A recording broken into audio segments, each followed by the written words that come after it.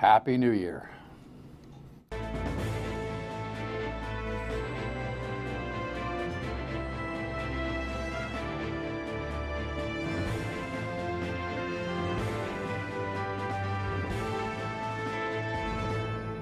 The Dan Yorke State of Mind program is brought to you in part by Lookout Rhode Island and Takeo Comfort Solutions. Great to have you aboard. Thanks so much for tuning in to my State of Mind, and really Happy New Year. This is our first original program for 2020. It's funny, over the course of the last couple of weeks where we had highlight shows from 2019, shows that were interesting, not necessarily best of, right? That's a misnomer, right? People were stopping me and saying, hey, Dan, I saw you on TV last night. I like that point on this, I like that point on that. I'd have to call my producer, Anita Buffoni, to actually find out what show it was that I was so smart about. I check out for those 2 weeks on both radio and television, but it renews your energy, and it makes you look forward to coming back, and makes you thankful for having these opportunities to speak to you every night. And I really do thank you very much for what has been a little over 6 years of growth of this program. So thanks. Now, look. Enough of that nonsense. The world is continually spinning, but I think we'd all have to admit that what we're dealing with now in the news cycle is concerning at minimum. And Marc Genest, one of my favorite guys from the planet, never mind the Naval War College, who speaks on his own here with his own opinions, was going to give us some world analysis, because he's smart about that stuff. So let's start with this all-important headline, though.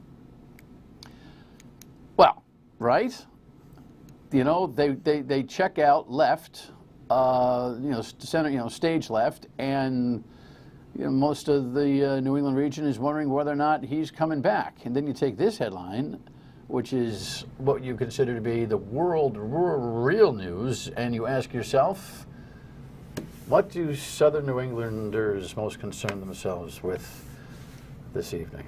Happy New Year, my friend. Happy New Year, too. Obviously tongue-in-cheek, but I don't know, Tom Brady's pretty serious. I raised the question because I think about these things all the time, right? What is the top of mind concern for Americans? What's the top of mind concern for the region? What do you think is the top of mind concern right now? Well, I mean, Iran should be one of the issues that you're concerned with. Well, we're discussing it regardless. Right. But I wonder what the 0 to 10, 10 being the highest concern level is in terms of national security. What does this mean? Did the president do the right thing? Because as the number goes up, so does what happens in Washington turn. Well, look, I think and it feels like this might be, although you've dismissed wag the dog for the most part on this whole thing, everything impacts everything. Yes?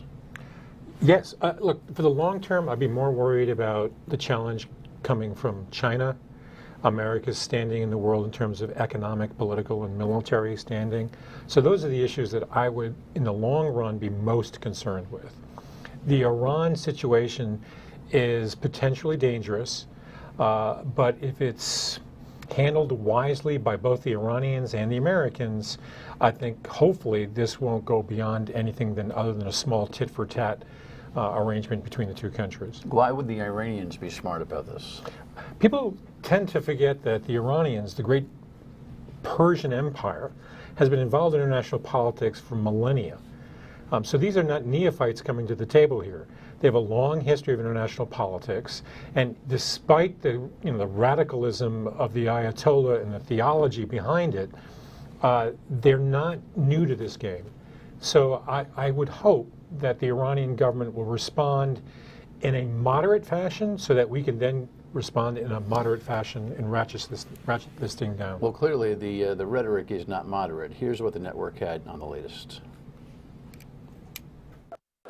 Iran's supreme leader Ayatollah Ali Khamenei wept over the casket of Iranian Revolutionary Guard General Qasem Soleimani. Iran says more than 1 million mourners filled the streets of Tehran for Soleimani's funeral. General Ismail Ghani, the man who replaced Soleimani, vowed revenge. He said, quote, God the Almighty has promised to get his revenge, and God is the main avenger. Certainly actions will be taken. Mr. President! President Trump has vowed that if Iran retaliates, the U.S. will strike back, targeting sites important to Iranian culture. Iran's foreign minister says targeting cultural sites is a war crime. The president told reporters aboard Air Force One, they're allowed to kill our people and we're not allowed to touch their cultural sites. It doesn't work that way. The Iranian leadership needs to understand that attacking Americans is not cost-free. Iran has also announced it's no longer going to comply with the international agreement to limit its nuclear program. President Trump had already pulled the U.S. out of that deal. The Iranians have continued to escalate in response to the U.S. pulling out of the nuclear deal, and finally, they hit Americans. And Trump's response to them hitting Americans was escalatory, was dramatically escalatory. President Trump tweeted Monday morning, Iran will never have a nuclear weapon. The airstrike against Soleimani happened in Iraq, where Parliament responded Sunday, approving a resolution calling on the Prime Minister to expel U.S. forces. The U.S. has several thousand soldiers in Iraq fighting ISIS as part of the war on terrorism. Now, I listen, all due respect to the network, that's a bad report at the end in terms of Parliament responding. Yeah, those who showed up to Parliament responded. Right, the Sunnis and the Kurds didn't show up because they're no fans of Soleimani and Iran. Correct. So, can we be fair in our reporting about this whole situation, please?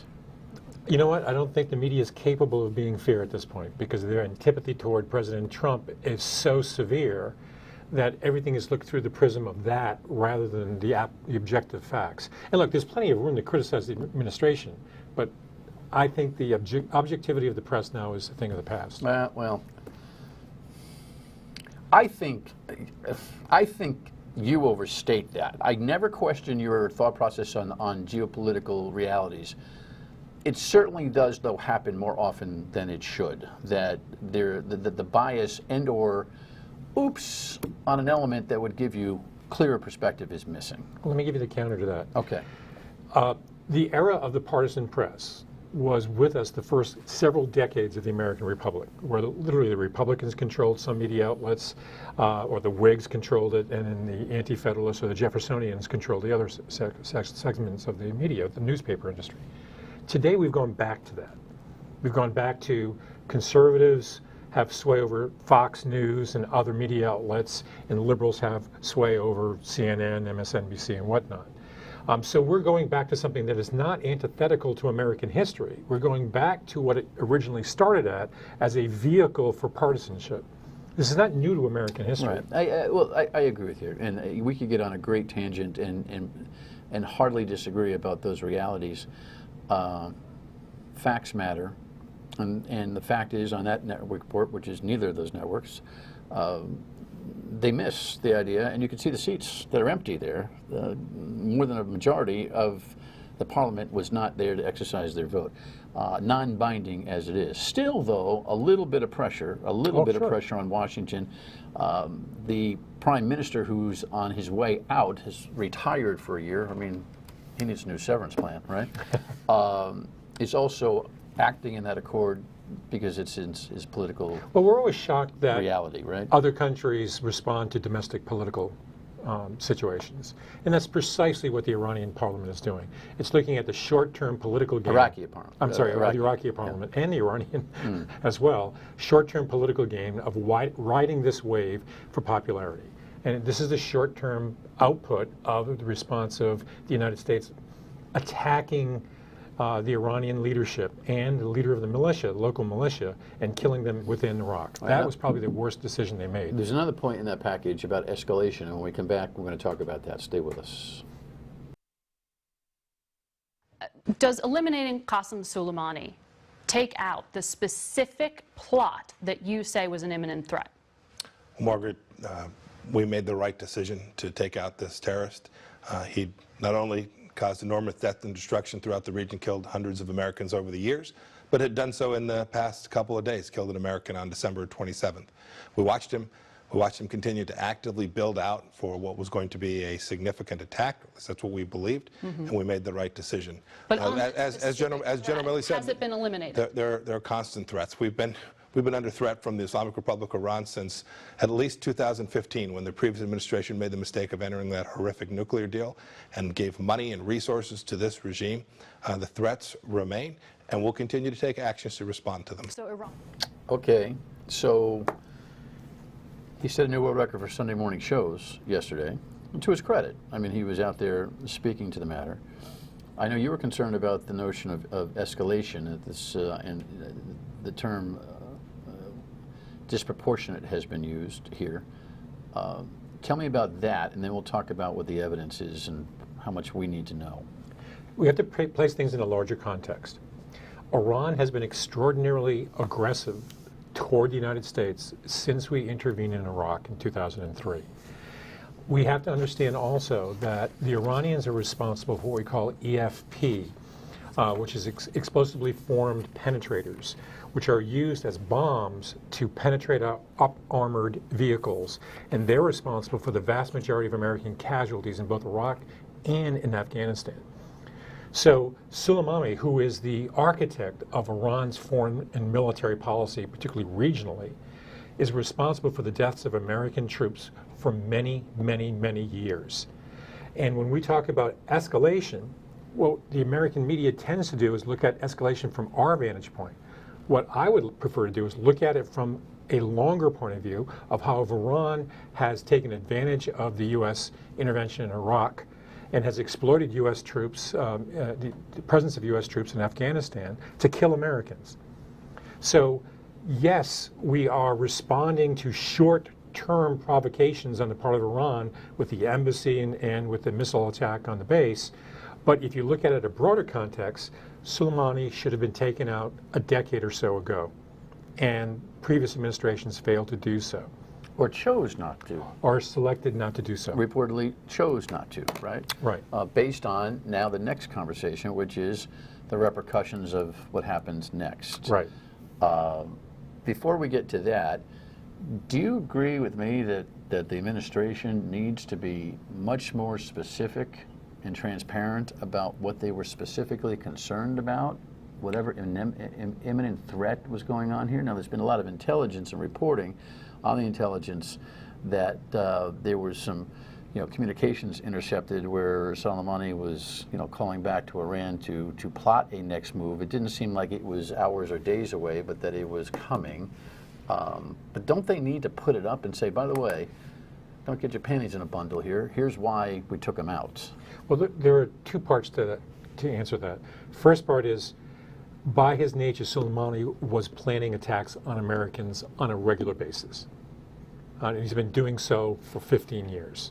That's first. Second, that continuum I don't think flies with the American public. No, because they don't really, look, the American public doesn't know a hell of a lot about what's going on with Iran. Constantly and Soleimani. unwitting to Right. the truth, I get it. Right. But, well, they've been told that over 600 Americans, this is General Petraeus who said this, that Soleimani was responsible for the deaths of 600 American troops in Iraq alone. So this isn't just happening overnight. The other aspect is if you use intelligence to make your political argument, you also have to contend with what impact will that have on your sources. If this intel can be, stretched back to the ability to identify sources on the ground, then you are hurting your short-term as well as your long-term intelligence assets in that country. So there's a danger there. That's why it's a trade-off. How much of the intel should you use? How much should you make public? And then what kind of a threat does that pose to the sources that you use for this kind of intelligence? And it's always a trade-off. right. It seems to me you got to give a little bit more in terms of what the imminent threat is, because we have this process of impeachment going on, and there are more than just very biased Democratic points of view that wonder out loud what the timing has to do here. It seems to me just for, we have a president who, by the way, has a little bit of trouble with the truth, right? So don't we want a little bit more substance? We don't need to put sources in jeopardy. Look, based on what the story is, it's all situational and circumstantial in terms of what sources end up in jeopardy based on the transparency. I get it. But we're kind of flying blind here. Our European allies, I'm sure, would like to have a little bit more tangible Well, they were just briefed on it today. NATO allies. It doesn't seem like they got any much more than what Congress got, though. Well, they seemed united in support of this. At least the early reports that I have read. What are they supposed to do? Jump out a window over the whole thing? NATO has never been one to march in lockstep with the United States. All right. But let me. So you're less concerned about legitimacy. No, explained. No. This is where the criticism of the Trump administration is really valid. You reap what you sow, and since the administration has played very loose with facts, that he has now degraded the trust that he has with the American public and with Congress, much more so than previous administrations. So it may behoove the administration to at least present some information to confirm the threat. But again, they have to keep it broad. They have to keep it relatively vague, at least in public, because they don't want to subvert their sources. All right. When we come back, we'll talk about the communications from the president on this, using Twitter as formal notice to Congress, although he doesn't need to, and some of the assertions about cultural spots and the like. Stay with us. So here's the tweet that started an interesting chain of conversation. The president, this weekend, yesterday, Saturday into Sunday, amongst the things he wrote on Twitter, he talked about the Iranians and what they need to be concerned about. And America is targeting 52 Iranian sites, representing the 52 American hostages taken by Iran many years ago. They'll be hit very fast and very hard. And one would think, those are not just military sites, those are cultural types of sites, right? Mike Pompeo, the Secretary of State, in his tour of the shows yesterday, indicated that everything would be done legitimately, constitutionally, legally.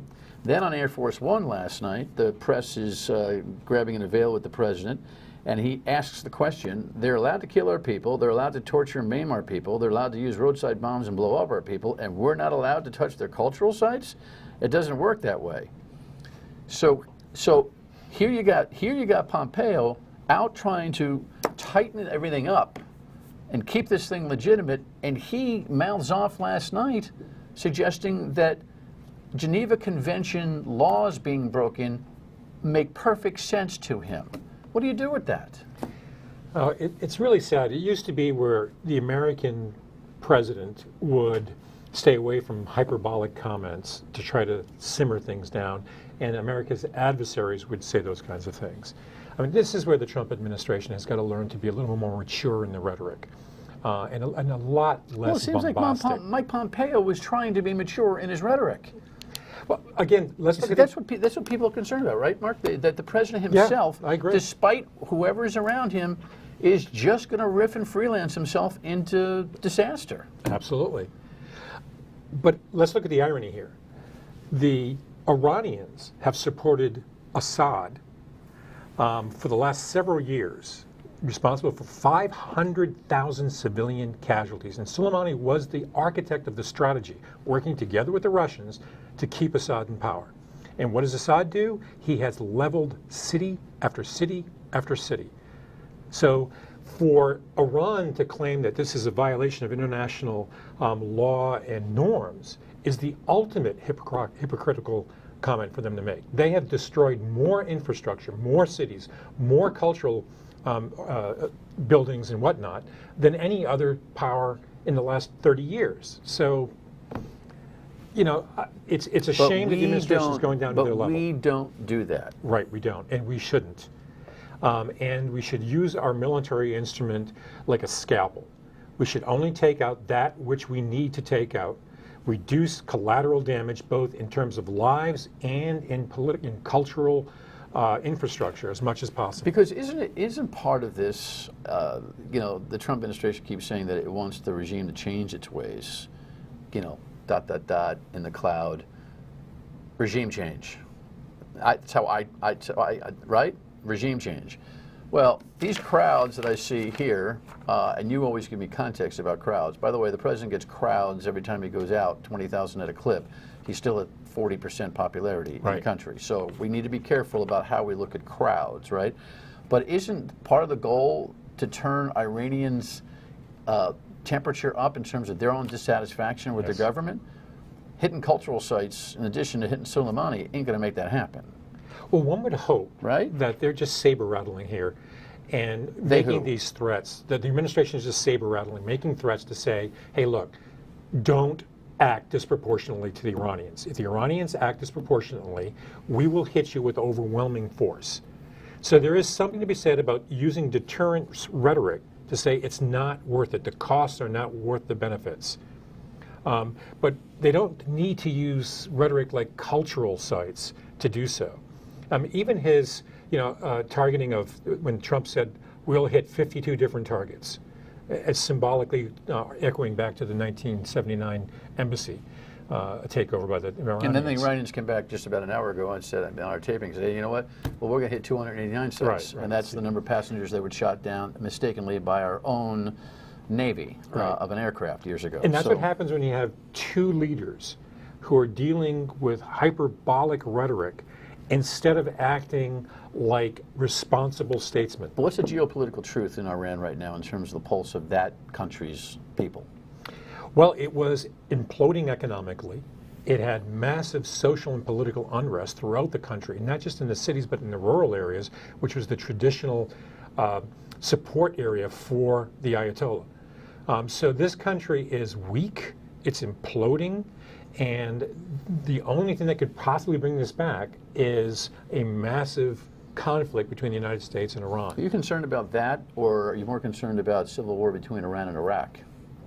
Well, there's already a civil war. It's been an ongoing. I mean, that war took millions of lives. Sure. The Iran-Iraq war. The Iran-Iraq war. But a heightened discontent between those two countries because Sunni and Kurds pushing back on Shia inside Iraq based on what's happened with Iran. I mean, it's very complicated. It's extraordinarily complicated, and even a lot of Shia in Iraq resent the kind of influence that Iran has in their own country. And Soleimani was a representative of that. In the middle of this, John Bolton, the former National Security Advisor, today indicated, we have a headline on this, indicated that if subpoenaed, he would come testify on the Ukrainian matter. Now, I'm sure Bolton is clicking his heels over the Iranian situation, correct? Because Yes. he is a hawk of hawks that way, correct? We have 30 seconds left. What's your guess on the play here? And does it have anything to do with the current conversation that we're having? If I were Donald Trump, I would pray that the Senate gets this impeachment process going very, very quickly, because the more testimony comes out, the more difficult it is for Donald Trump. I mean, he obviously has tried the quid pro quo. Bolton can compartmentalize, correct? Yes, one would think he could. All right, Mark, thanks for your perspective. Final word and we come back. So what's always fascinating is when the heat kind of turns up on international and national controversy that we don't necessarily watch our own backyard. It's just the nature of the game. We'll do our best on both the radio and television programs to watch our own backyard. Ted Nesi will join us tomorrow night here to kind of set the table for the General Assembly session in 2020. Can you believe it? Do you ever just take a minute and say the number to yourself? 2020. It's amazing. All right, have a great night. See you on the radio 3 tomorrow on WPRL. Thanks.